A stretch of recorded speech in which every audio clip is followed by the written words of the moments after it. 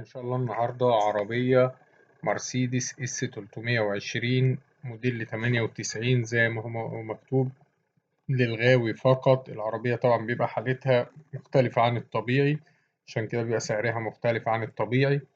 عربية عددها 100,000 كيلو فقط، جاهز للكشف في أي مكان. العربية صيانات توكيل بالفواتير، تم عمل صيانة 100,000، كاوتش جديد، لا تحتاج أي مصاريف. السعر إن شاء الله المطلوب 800,000 جنيه. رقم التليفون هيظهر في آخر الفيديو. تاريخ العرض 12/9/2024.